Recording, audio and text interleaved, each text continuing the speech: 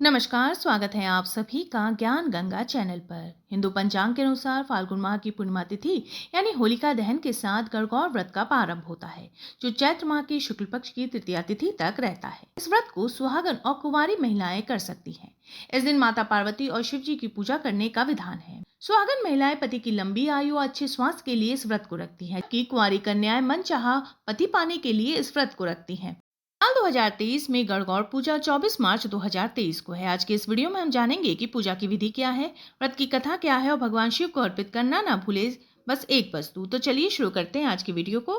लेकिन वीडियो शुरू करने से पहले अगर आप मेरे चैनल पर नए हैं और अभी तक आपने इसे सब्सक्राइब नहीं किया है, तो आगामी व्रत एवं त्योहारों की तिथियों की जानकारी प्राप्त करने के लिए आज ही मेरे चैनल को सब्सक्राइब कर लीजिए। साथ में बेल आइकन को प्रेस कर दीजिए ताकि आपको मेरे वीडियोस की नोटिफिकेशन मिलती रहे। वीडियो अच्छा लगे तो उसे लाइक और शेयर करना बिल्कुल मत भूलिए। तो चलिए शुरू करते हैं आज का वीडियो।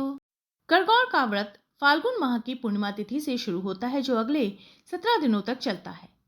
17 दिनों में हर रोज भगवान शिव और माता पार्वती की मूर्ति बनाई जाती है और पूजा व गीत गाए जाते हैं। इसके बाद चैत्र नवरात्रि के तीसरे दिन महिलाएं 16 श्रृंगार करके व्रत और पूजन करती है। शाम के समय गणगौर की कथा सुनती है। इन गणगौर के दिन प्रतिमाओं को पवित्र जल में या बहते पानी में विसर्जित किया जाता है। जहाँ पूजा की जाती है उस जगह को गणगौर का पीहर और जहाँ विसर्जन होता है उस जगह को ससुराल माना जाता है। गणगौर वाले दिन विवाहित महिलाओं को सुहाग की सामग्री अवश्य बांटनी चाहिए।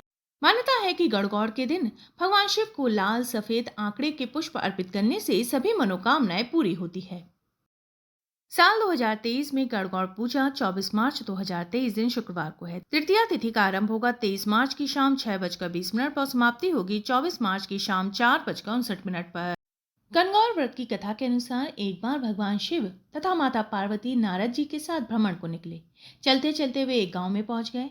उनके आगमन का समाचार सुनकर गांव की श्रेष्ठ कुलीन स्त्रियां उनके स्वागत के लिए स्वादिष्ट भोजन बनाने लगी।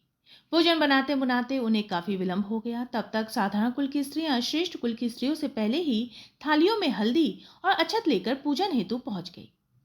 पार्वती जी ने उनके पूजा भाव को स्वीकार करके सारा सुहाग रस उन पर छिड़क दिया, जिससे वे सभी स्त्रियां अखंड सुहाग का वर प्राप्त करके वापस आई। इसके बाद उच्च कुल की स्त्रियां भी अनेक प्रकार के पकवान लेकर माता गौरी और भगवान शिव की पूजन के लिए पहुंच गई।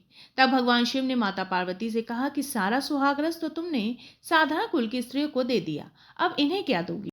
तब पार्वती जी ने उत्तर दिया, प्राणनाथ आप इसकी चिंता मत कीजिए। उन स्त्रियों को मैंने केवल ऊपरी पदार्थों से बना रस दिया है, इसलिए उनका रस धोती से रहेगा।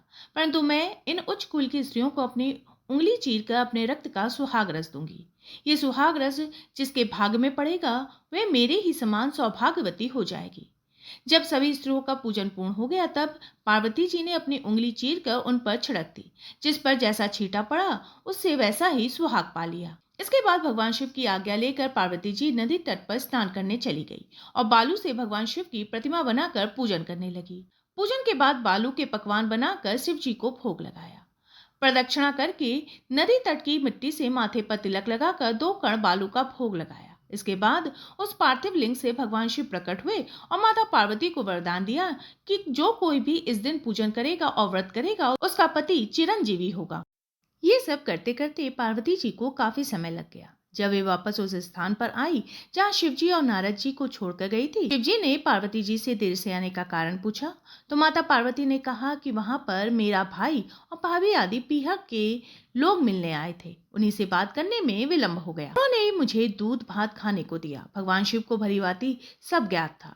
तब दूध भात खाने के लिए शिवजी भी नदी की तट की ओर चल दिए। माता पार्वती ने मन ही मन भोलेनाथ से प्रार्थना की कि प्रभु यदि मैं आपकी अनन्य दासी हूँ तो आप इस समय मेरी लाज रखिए। उन्हें दूर नदी के तट पर माया का महल दिखाई दिया। उस महल के भीतर पहुंचकर वे देखती हैं कि वहाँ शिवजी के साले तथा शलहज आदि सब परिवार उपस्थित है। उन्होंने गौरी तथा भगवान शंकर का स्वागत किया। वे 2 दिनों तक वहां ही रहे। जब तीसरा दिन आया तो पार्वती जी ने शिवजी से चलने के लिए कहा, पर शिवजी तैयार न हुए। वे अभी यहीं रुकना चाहते थे। तब पार्वती जी रुककर अकेली ही चल दी। ऐसे में शिवजी को पार्वती जी के साथ चलना पड़ा। नारद जी भी साथ साथ चल दिए। चलते चलते वे बहुत दूर निकल आए। उस समय संध्या होने वाली थी। भगवान सूर्य पश्चिम की ओर जा रहे थे। तभी अचानक भगवान शंकर पार्वती जी से बोले कि मैं तुम्हारे मायके में अपनी माला भूल आया हूँ। भगवान शिव की बात सुनकर पार्वती जी ने कहा कि ठीक है, मैं लेकर आती हूँ, परंतु भगवान ने उन्हें जाने की आज्ञा ना दी और इस कार्य के लिए नारद जी को वहां भेज दिया। जब नारद जी वहां पहुंचते हैं तो देखते हैं कि चारों ओर जंगल ही जंगल है और वहां कोई महल नहीं है। तब वे मन ही मन विचार करने लगते हैं कि कहीं मैं रास्ता तो नहीं भटक गया, कि तभी बिजली चमकती है और नारद जी को शिव जी की माला एक पेड़ पर लटकी हुई दिखाई देती है। वे माला लेकर शिव जी के पास पहुंचते हैं और सारा हाल कह सुनाते हैं। तब शिवजी ने हंसकर कहा, नारद, ये सब पार्वती की ही लीला है। इस पर माता पार्वती बोली, मैं किस योग्य हूँ, ये सब तो आपकी ही कृपा है। तब नारद जी ने सिर झुकाकर कहा कि माता, आप पतिव्रताओं में सर्वश्रेष्ठ हैं, ये सब आपके पतिव्रत का ही प्रभाव है। और इस तरह से नारद जी ने मुक्तकंठ से माता पार्वती की प्रशंसा करते हुए कहा, मैं आशीर्वाद रूप में कहता हूँ कि जो स्त्रियां इस तरह गुप्त रूप से पति का पूजन करके मंगल कामना करेगी, उन्हें महादेव जी की कृपा से दीर्घायु वाले पति का स्वर्ग मिलेगा। इसलिए गणगौर पर माता पार्वती और भगवान शिव की पूजन किया जाता है।